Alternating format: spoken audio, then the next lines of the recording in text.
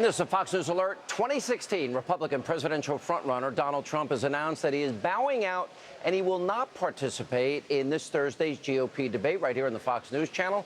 Joining us with reaction, Fox News contributor Tucker Carlson, Fox News senior correspondent Geraldo Rivera.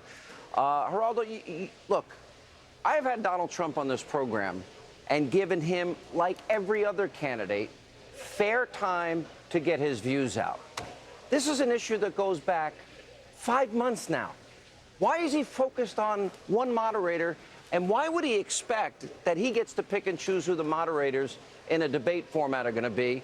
And what does it say about the people? What does it say to the people of Iowa?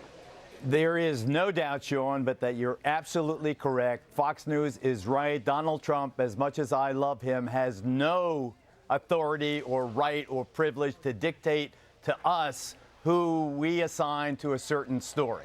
He has absolutely gone beyond the pale. I totally get that. But I also think that this is a lose-lose. This is an awful development. I wish it never happened. This is like a bar fight between brothers. You know, all this glass is broken. When the bartender is sweeping up the glass and your mom is bailing you out, you're going to say, what the hell was that about? I just think that it was absolutely unnecessary. I think the Democrats are giving themselves high fives right now instead of listening to the substance of the issue. No, all we're talking about so. is this this bailing out of Donald Trump, the fracturing of the GOP. I don't see it that way. Tucker, I wonder if this is going to impact, because I know a lot of people that have been torn between Cruz and Trump, a lot of people. Right. Is this going to now maybe push some of those people to Cruz and say, well, why aren't you debating? Why aren't you showing up? This happened 5 months ago. Right. You know what I mean? Why are you really hanging on to this? What does this say about your temperament? It's really hard to know. First, let me just say how much I deeply appreciate Geraldo analogies. They're fantastic. I think it's really hard to know. About broken bar glasses? Yeah, glass in the face. This is a huge roll of the dice, I think, for everybody. Trump has been a gambler since the very beginning. He's the only candidate I've ever seen in the Iowa caucus attack the voters of Iowa explicitly from the stage and then go up. So who knows? I do think, though, it's just distressing as someone who works in TV and like Geraldo has worked at a bunch of different channels to see us being called unfair. I mean, compared to what? I mean, compared to the treatment he gets at every other channel, at every other publication, constantly calling him racist, comparing him to George Wallace. We have him on Fox and Friends all the time. He's interesting. We're fair. I mean, it's really been a nice and I think totally above board and straightforward relationship, and nothing for him to complain about. So I do think maybe his fire is aimed in the wrong direction. As for Cruz, I would say the risk, of course, is coming off as an opportunist, and that's the rap on Cruz in the first place, certainly from his colleagues in the Senate, that he's an opportunist. But wait a minute. Does this now create an opening? I mean, you got Ted Cruz. Look, yes. But by my count, and I checked with a Fox News statement tonight, he's been on the airwaves between Fox and Fox Business 132 times.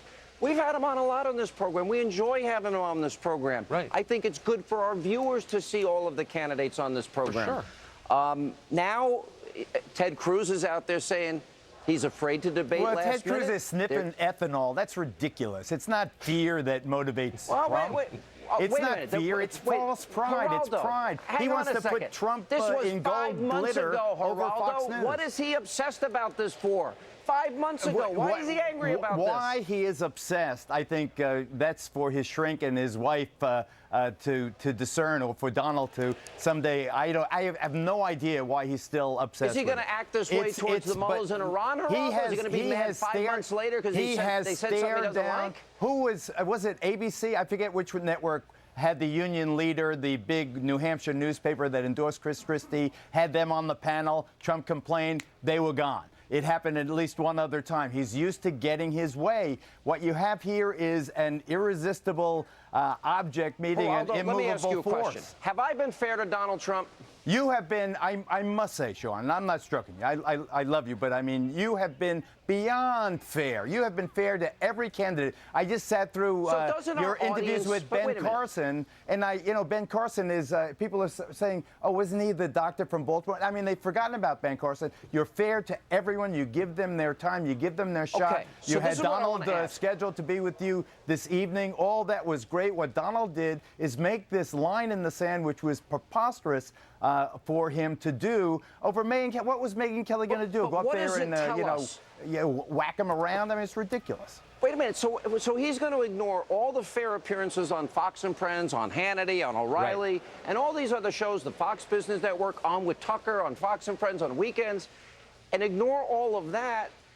I don't know, Tucker. I'm disappointed. I'm disappointed, sure. I mean, and I'm not sure there are why he's an hanging awful on lot to of this people 5 months later.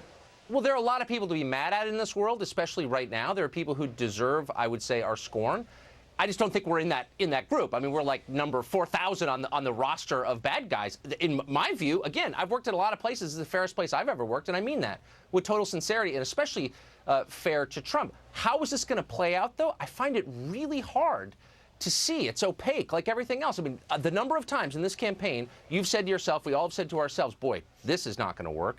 And yet the opposite has come true. I mean, I really don't know at all what's going to happen. Well, I have to say that the story now is Trump versus Fox News, and it's so unnecessary. It's dominating the airwaves on every network. No one's talking about Bundy. There was a guy shot and killed in that standoff out in Oregon. They arrested like a half a dozen of the militants out there. We're not even talking about that. We're talking about Trump, and every network is talking about Trump. This was an ill-considered move. It is unnecessary. It's awful, and I wish that I could make peace and stop this.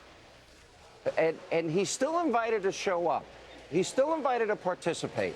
And look, I've been underground one day here in Iowa, and I've been here many, many times before. I think the people of Iowa want him there. They want to hear what he has to say. They want to compare his views on the economy, foreign policy, with those of the other candidates, and this would be the final opportunity for them to see all the candidates together before they go to the caucus. I feel for them, it's a big loss for them. Well, you know what Trump thinks. I mean, there's never been a candidate that does more media than Donald Trump. I mean, he's just blown all the records by a factor of many. So the question is, but they want to see them together. Yeah, but do they think that he's picked the wrong enemy? I think that's part of the question. Yes, and I think that I've been very fair-minded. I've got to run, guys. Why I'm us? on a hard break.